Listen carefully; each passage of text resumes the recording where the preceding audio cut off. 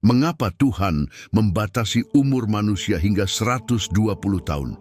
Jawabannya berakar jauh sebelum batasan itu dinyatakan pada masa ketika manusia hidup selama berabad-abad dengan kondisi fisik yang stabil dan kuat. Kitab Kejadian pasal 5 mencatat umur panjang para leluhur, seperti Adam yang hidup 930 tahun. Angka-angka ini tidak dimaksudkan sebagai simbol, melainkan sebagai gambaran dunia awal yang masih mempertahankan tatanan ciptaan yang sangat baik. Kejadian 1 ayat 31. Umur panjang ini memungkinkan kesinambungan rohani yang tidak mungkin terjadi sekarang. Banyak generasi hidup bersamaan, sehingga kebenaran dan wahyu awal dapat ditransmisikan secara langsung dari mereka yang hidup dekat dengan asal mula manusia. Ingatan tidak cepat hilang, melainkan terakumulasi, menjaga keutuhan kesaksian tentang Tuhan tanpa bergantung pada catatan tertulis. Lingkungan yang stabil dan tubuh yang tangguh memberi ruang bagi pembentukan iman yang matang. Setiap individu memiliki waktu untuk memengaruhi banyak generasi, membangun identitas keluarga dan pemahaman akan kehendak Tuhan melalui pengalaman langsung. Silsilah dalam Kejadian bukan sekadar daftar nama, melainkan peta kesinambungan sejarah dan iman manusia sejak awal. Umur panjang pada masa itu bukan sekadar soal usia, tetapi sarana ilahi untuk menjaga kebenaran, tanggung jawab, dan hubungan yang hidup antara Tuhan dan umat manusia. Waktu yang diberikan kepada manusia mula-mula memungkinkan pembentukan yang mendalam, dibangun dengan kesabaran, kejelasan, dan kesinambungan. Kejadian 2 ayat 7 menggambarkan Allah menghembuskan nafas kehidupan kepada manusia, bukan hanya untuk bertahan hidup, tetapi untuk hidup sepenuhnya dalam dunia yang stabil dan teratur. Umur panjang adalah ekspresi dari tatanan ini. Tidak ada keausan dini, tidak ada keterbatasan yang mempercepat kematian. Generasi awal hidup dalam kesinambungan sejarah yang utuh. Mereka mendengar kisah yang sama dari para saksi langsung, sehingga iman, kebenaran, dan pemahaman tentang Allah tidak cepat terdistorsi.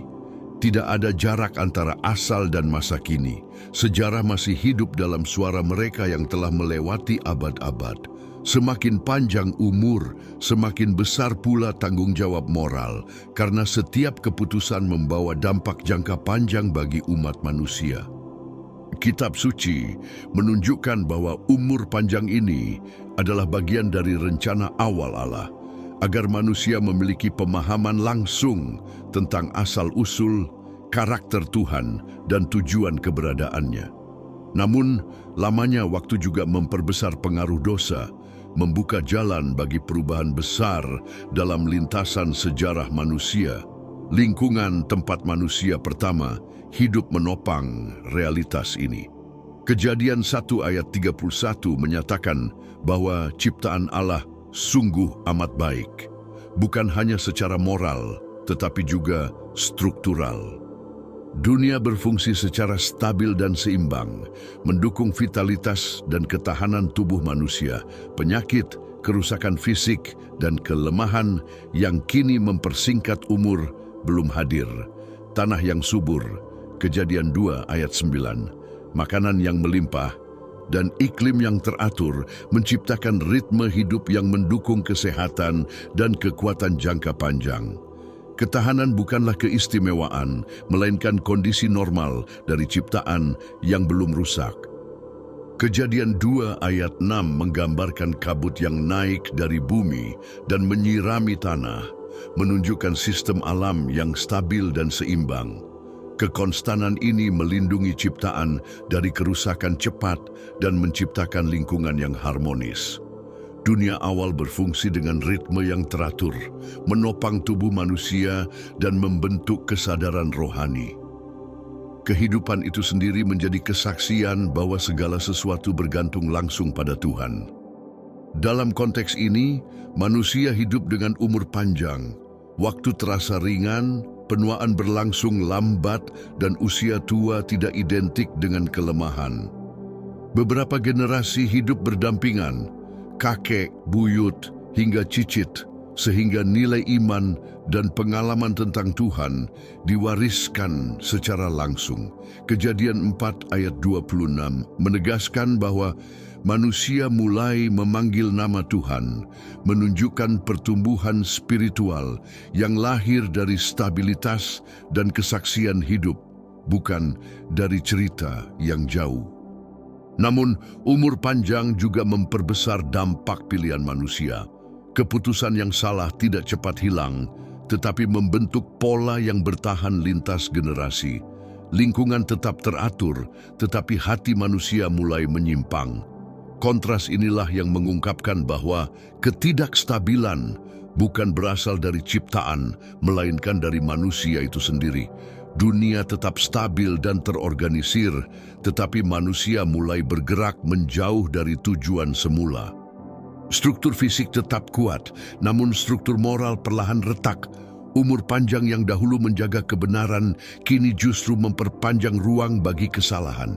Lingkungan masih menopang tubuh, tetapi tidak lagi menjaga hati dalam persekutuan dengan Tuhan. Perubahan ini tidak terjadi tiba-tiba. Selama berabad-abad, pilihan yang salah diulang, diperkuat, dan diwariskan lintas generasi.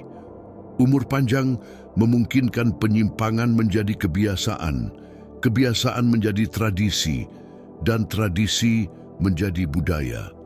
Apa yang seharusnya cepat berlalu dalam hidup singkat justru berakar dalam karena waktu yang panjang. Kejadian 6 ayat 5 menegaskan bahwa kejahatan manusia bertambah banyak di bumi, bukan karena dunia berubah, melainkan karena hati manusia berubah. Pikiran manusia terus-menerus condong kepada kejahatan, dibentuk oleh keputusan sehari-hari yang diulang tanpa pertobatan. Kekerasan yang disebutkan dalam Kejadian 6 ayat 11 tidak muncul mendadak, tetapi tumbuh dalam lingkungan di mana umur panjang memungkinkan sikap destruktif berkembang dan disempurnakan. Kemerosotan ini bersifat kolektif. Manusia hidup lama berdampingan dengan contoh yang menyimpang, hingga pola penciptaan Allah perlahan dilupakan. Tanda awalnya sudah terlihat sejak Kain membunuh Habel, tetapi kini penyimpangan yang sama menyebar luas karena waktu telah memberinya ruang untuk bertumbuh. Umur panjang manusia yang seharusnya menjadi sarana untuk memperluas kebenaran justru memperbesar dampak pemberontakan. Kekuatan fisik tetap terjaga, tetapi kepekaan moral dan spiritual perlahan runtuh. Setiap generasi tidak hanya mewarisi pengetahuan, tetapi juga akumulasi keburukan dari generasi sebelumnya. Praktik yang menjauhkan manusia dari Tuhan menggantikan warisan rohani yang dahulu dekat dengan penciptaan. Kejadian 6 ayat 5-6 menunjukkan bahwa Tuhan mengamati perubahan internal ini. Kejahatan tidak muncul secara tiba-tiba, melainkan bertumbuh secara progresif dan berulang. Umur panjang tidak digunakan untuk memperdalam iman, tetapi untuk menyempurnakan penyimpangan. Semakin lama manusia hidup, semakin luas ruang untuk mengembangkan apa yang bertentangan dengan kehendak Tuhan. Kekerasan, seperti dicontohkan dalam Kejadian 4 ayat 23, berhenti menjadi pengecualian dan mulai dirayakan, lalu diwariskan. Otoritas keluarga yang seharusnya menyampaikan hikmat kini menyalurkan perilaku yang menyimpang. Iman masih ada, tetapi tertutup oleh kebiasaan yang telah mengakar selama berabad-abad. Manusia hidup lebih lama, namun kehilangan arah penciptaannya. Kapasitas fisik bertahan, tetapi integritas rohani runtuh. Umur panjang tidak menghasilkan pendalaman kebaikan, melainkan pelipat gandaan kesalahan hingga kebenaran tetap dikenal, tetapi tidak lagi membentuk kehidupan. Jarak antara kehendak Allah dan realitas hidup manusia semakin melebar. bukan karena kurangnya wahyu, melainkan karena kurangnya tanggapan. Kitab suci menunjukkan bahwa kejahatan tidak hanya bertambah jumlahnya, tetapi juga semakin dalam. Hati manusia perlahan memposisikan diri berlawanan dengan Sang Pencipta, dan waktu yang panjang yang semula adalah anugerah justru menjadi sarana untuk memperkuat pemberontakan. Korupsi batin tidak lagi bersifat pribadi, melainkan meluas dan membentuk arah sejarah. Manusia tetap menikmati kekuatan dan vitalitas, tetapi orientasi hati mereka menjauh dari rancangan Allah. Kontras antara rencana ilahi dan perilaku manusia menjadi semakin tajam, mempersiapkan panggung bagi peristiwa besar yang sedang terbentuk secara diam-diam. Namun kemerosotan ini tidak hanya bersumber dari manusia, ada campur tangan dari alam spiritual. Yudas ayat 6 berbicara tentang malaikat-malaikat yang meninggalkan kedudukan mereka dan melampaui batas yang ditetapkan Allah. Kejadian 6 ayat 2 menggambarkan makhluk-makhluk spiritual ini mendekati perempuan-perempuan manusia dan mengambil istri bagi diri mereka sendiri. Tindakan yang sepenuhnya berada di luar kehendak Tuhan. Pelanggaran tatanan ini membawa dampak besar. Pengaruh spiritual yang rusak mempercepat kecenderungan manusia kepada kejahatan. Makhluk-makhluk ini dikagumi, ditiru, dan bahkan diinginkan, menciptakan aliansi yang seharusnya tidak pernah ada. Hasilnya adalah generasi yang ditandai oleh kekuasaan, kesombongan, dan kekerasan. Kejadian 6 ayat 4 menyebut mereka sebagai orang-orang berkuasa dan terkenal, bukan karena kehormatan di hadapan Allah, tetapi karena kekuatan dan kebrutalan. Apa yang dahulu salah kini dirayakan. Umat manusia mulai mengagumi penentangan terhadap Sang Pencipta, didorong oleh pengaruh spiritual yang telah meninggalkan ketaatan. Inilah titik di mana cara manusia memandang kekuatan, otoritas, dan kekuasaan berubah secara mendasar. Kekerasan yang digambarkan dalam Kejadian 6 ayat 11 bukan sekadar hasil konflik manusia, tetapi buah dari pengaruh spiritual yang mendistorsi hati dan persepsi manusia. Nilai kehidupan merosot, keadilan diabaikan, dan tatanan yang ditetapkan Allah semakin ditinggalkan. Hati manusia dibentuk oleh pola pemberontakan makhluk-makhluk spiritual yang telah menyimpang dari terang. Manusia mulai menganggap kekuatan yang lahir dari pemberontakan sebagai standar baru, sehingga kesombongan meningkat. Namun kekuatan ini tidak berasal dari Allah, dan apapun yang lahir dari pemberontakan selalu berujung pada keterasingan, bukan kehidupan. Kejadian 6 ayat 12 menegaskan bahwa seluruh umat manusia telah merusak jalannya, bukan hanya secara moral, tetapi juga secara spiritual. Pilihan hidup tidak lagi didorong oleh ketaatan, melainkan oleh model yang bertentangan dengan kehendak Allah. Kejahatan berkembang cepat karena diperkuat oleh makhluk-makhluk yang memiliki kemampuan menipu dan menyesatkan. Pengaruh ini meresap ke dalam keluarga dan masyarakat. Pengejaran kekuatan dan ketenaran menggantikan iman dan ketaatan. Umur panjang yang seharusnya memperdalam hubungan dengan Tuhan justru memperdalam korupsi. Setiap generasi semakin menjauh dari Sang Pencipta, membentuk identitas yang tidak lagi bergantung padanya. Di balik semua ini, Tuhan tetap mengamati. Kejadian 6 ayat 5 menyatakan bahwa Ia melihat kejahatan manusia bertambah banyak. Realitas ini menunjukkan bahwa kemerosotan moral yang cepat bukan hanya akibat pilihan manusia, tetapi juga hasil dari pergumulan spiritual yang lebih besar dan tersembunyi. Hati manusia yang telah cenderung kepada dosa semakin diperkuat oleh pengaruh makhluk-makhluk yang memberontak terhadap Tuhan. Kombinasi ini membawa umat manusia menjauh dari tujuan penciptaan hingga titik yang tidak lagi dapat dipertahankan. Campur tangan spiritual tersebut berlangsung terus-menerus dan bersifat merusak, sementara manusia merasa tetap memegang kendali atas hidupnya. Kejadian 6 ayat 5 menegaskan bahwa Allah melihat kejahatan manusia bertambah besar, bukan hanya dalam tindakan, tetapi dalam niat dan tujuan hati. Umur panjang justru memperparah keadaan. Kesalahan diulang selama puluhan tahun, diwariskan lintas generasi, dan akhirnya dianggap sebagai hal yang wajar. Waktu yang seharusnya menjadi kesempatan untuk kembali kepada kebenaran, berubah menjadi ruang pendalaman keterasingan dari Tuhan.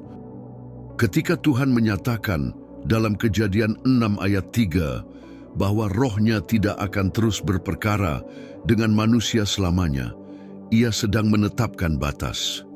Manusia disebut sebagai daging, sepenuhnya menyerah pada natur yang jatuh, tanpa lagi pergumulan untuk kembali. Pernyataan ini bukan reaksi emosional, melainkan keputusan ilahi setelah kesabaran yang panjang diabaikan.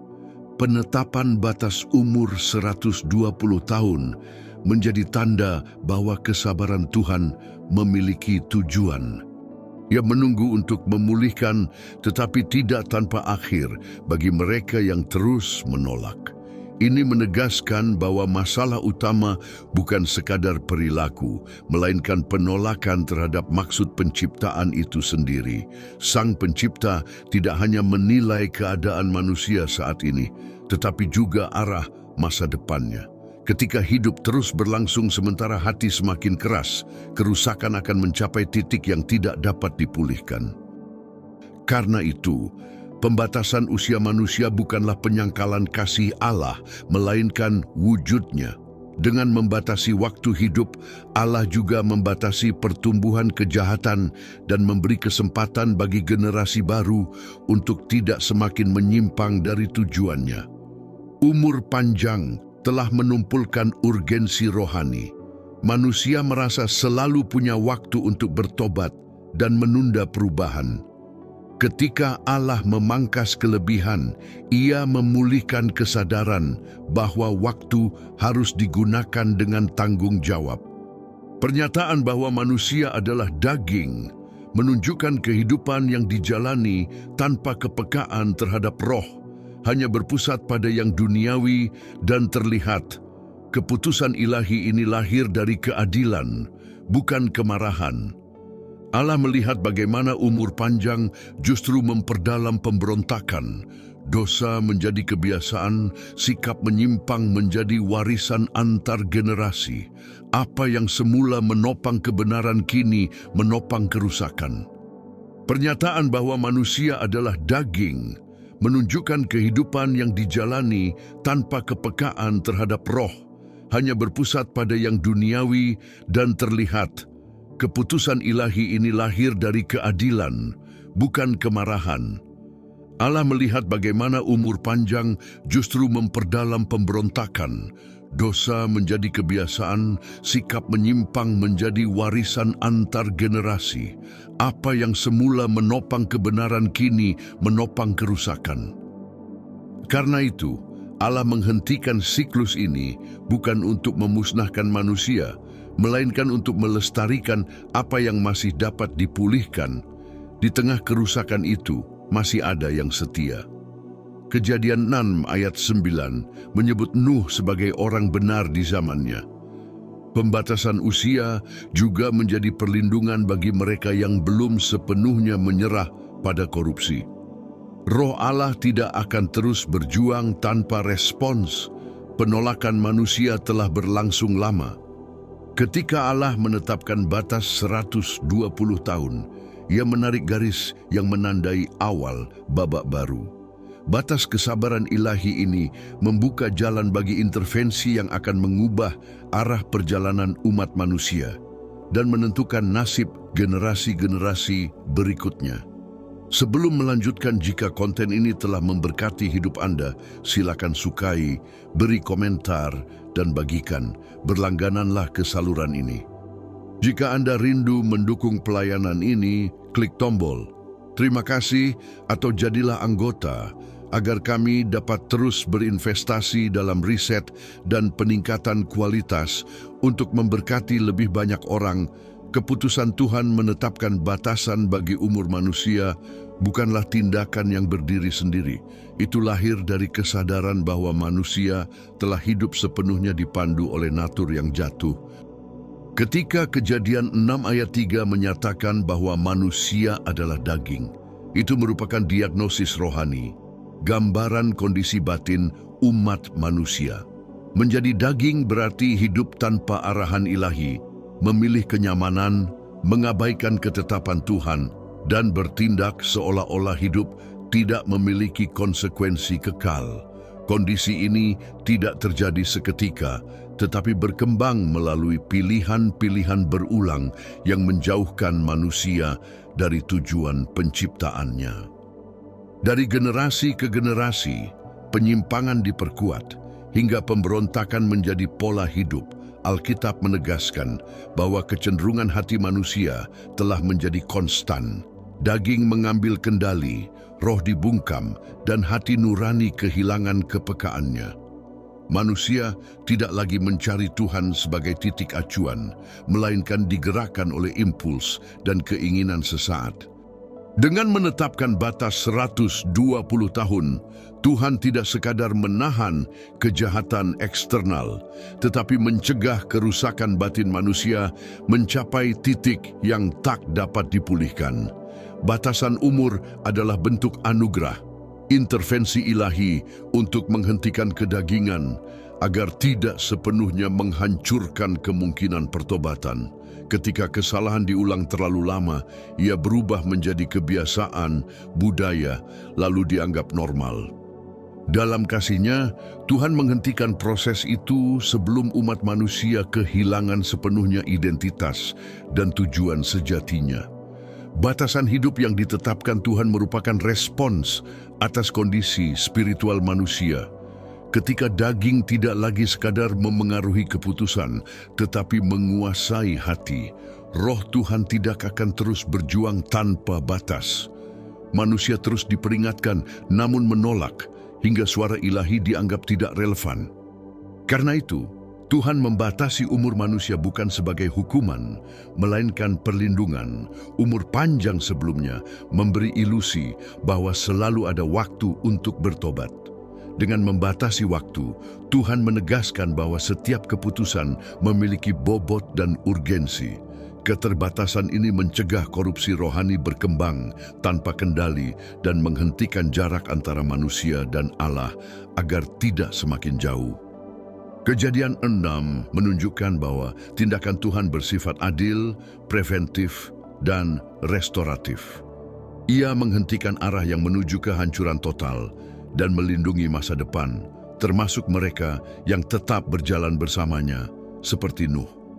Batasan hidup bersifat spiritual sebelum biologis, sebuah tindakan belas kasihan yang membuka jalan bagi awal yang baru dan rencana penebusan yang lebih besar dalam sejarah manusia. Keterbatasan hidup manusia menyingkapkan kenyataan yang telah lama berlangsung. Hati manusia berpaling dari Tuhan. Pilihan-pilihan yang diambil tanpa petunjuk ilahi bukan sekadar tindakan pribadi, melainkan membentuk pola kolektif yang diwariskan dari generasi ke generasi. Penolakan kecil terhadap kehendak Tuhan berkembang menjadi sistem nilai yang menyimpang, hingga dampaknya membebani seluruh umat manusia. Kejadian 6 ayat 5 menggambarkan kondisi ini dengan tegas. Setiap khayalan pikiran hati manusia hanyalah kejahatan terus-menerus. Korupsi tidak hanya tampak dalam tindakan, tetapi berakar pada motivasi terdalam. Ketika hati rusak, kehidupan lahiriah pun mengikutinya. Kekerasan menyebar, Kejadian 6 ayat 11. Relasi manusia dipenuhi kesombongan, dominasi, dan hilangnya penghormatan terhadap hidup sebagai anugerah Tuhan. Manusia yang memiliki kekuatan, pengaruh, dan umur panjang menggunakan semuanya untuk kepentingan diri sendiri. Tanpa batasan moral, waktu yang panjang justru memperkuat kejahatan. Hidup dijalani tanpa rasa tanggung jawab dan tanpa urgensi untuk bertobat. Alkitab menunjukkan bahwa ketika manusia berjalan tanpa Tuhan, akibatnya adalah kekacauan. Bukan ciptaan yang bersalah, tetapi ciptaan menderita karena pilihan manusia. Kejadian 3 ayat 17. Inilah realitas dunia yang terpisah dari Tuhan. Keterasingan membentuk dunia manusia. Dalam keadaan ini, belas kasih Tuhan justru menonjol. Ia tidak bertindak tergesa-gesa, melainkan mengamati, menunggu, memanggil, dan bersabar. Selama bertahun-tahun, manusia diberi kesempatan untuk berpaling kepadanya. Namun dari generasi ke generasi, pilihan-pilihan manusia justru semakin menjauh. Keputusan Tuhan untuk membatasi umur manusia lahir bukan dari emosi sesaat, tetapi dari kesabaran ilahi yang panjang. Pilihan manusia telah membentuk peradaban yang tidak lagi mencari Tuhan. Ketika Tuhan tidak memiliki tempat, hidup dipandu oleh impuls dan keinginan, seolah manusia mampu menuntun dirinya sendiri, padahal sedang berjalan menuju kehilangan arah. Pengetahuan tentang Tuhan yang pernah diwariskan, seperti kisah orang-orang awal yang berjalan bersamanya, perlahan dilupakan. Masyarakat tidak lagi membedakan yang benar, melainkan mengejar yang nyaman. Kerusakan hati merusak relasi, hormat digantikan dominasi, kepedulian oleh pengabaian, dan takut akan Tuhan oleh ketidakpedulian. Pilihan-pilihan ini menegaskan satu kebenaran, tidak ada posisi netral. Mengabaikan suara Tuhan berarti memilih diri sendiri, membuka jalan bagi kedagingan untuk berkuasa penuh. Tuhan melihat semua ini dan bertindak bukan untuk menghukum semata, tetapi untuk mencegah kehancuran total. Pembatasan umur manusia 120 tahun adalah bentuk intervensi ilahi, sebuah penghalang untuk melindungi, bukan membinasakan.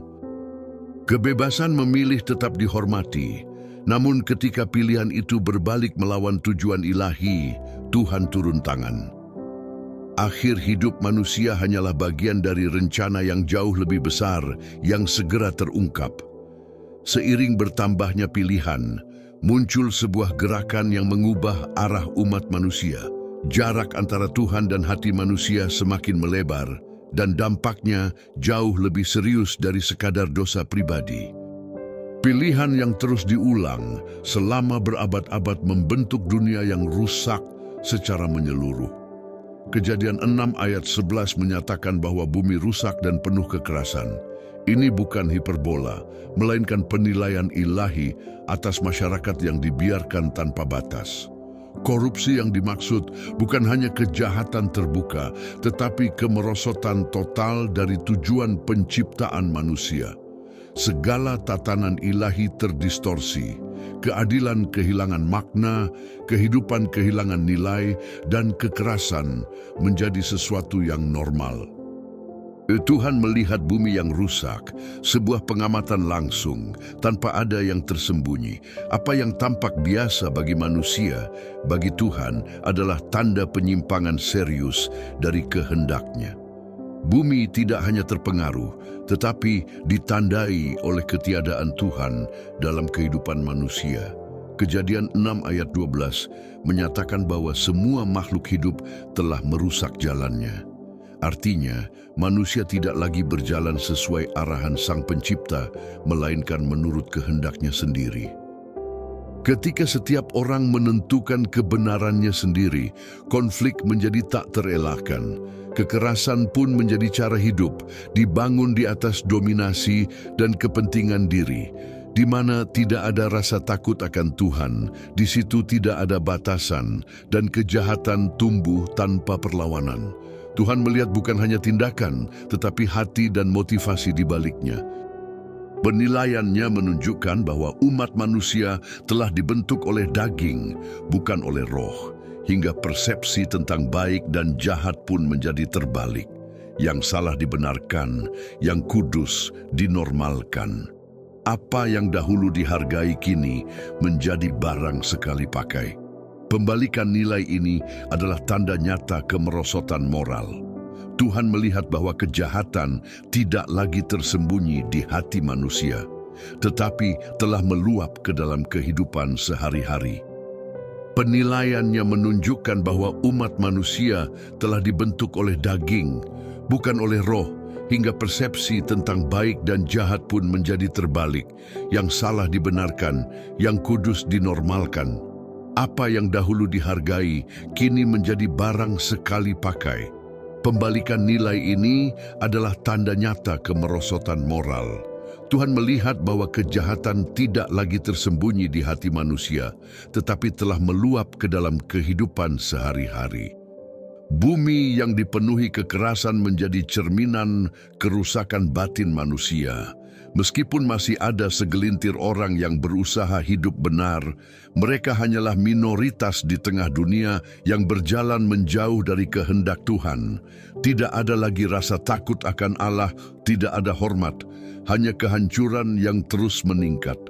Kekerasan hanyalah gejala, akar masalahnya ada di hati manusia.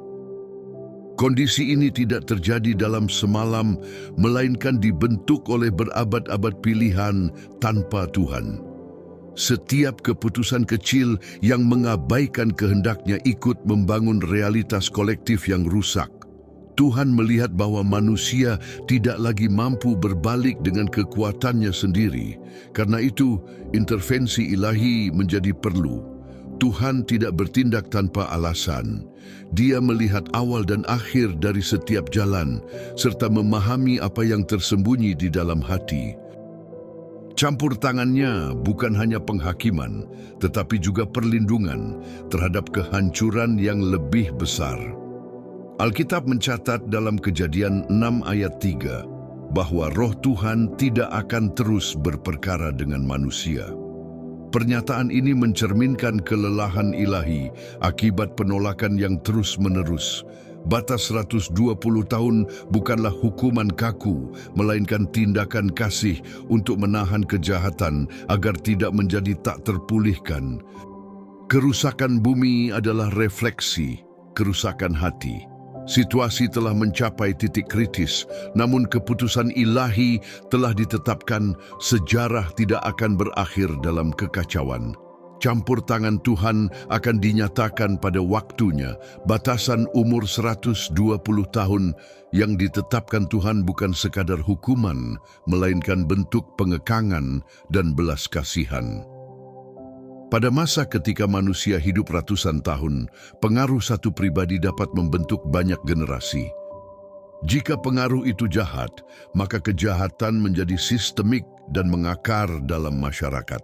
Dengan membatasi umur, Tuhan memutus kesinambungan korupsi dan melindungi generasi berikutnya.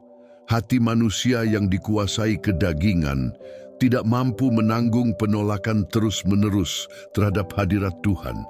Hidup yang terlalu panjang tanpa bimbingan rohani hanya memperkeras hati. Kejadian 6 ayat 5 menyatakan bahwa pikiran hati manusia selalu cenderung jahat. Hidup berabad-abad dalam pola ini akan menghancurkan manusia, baik secara rohani maupun sosial. Karena itu, batasan umur adalah tindakan belas kasihan, bukan sekadar keadilan. Umur yang lebih pendek juga menciptakan urgensi. Umur panjang memberi ilusi waktu tak terbatas dan menumpulkan tanggung jawab moral.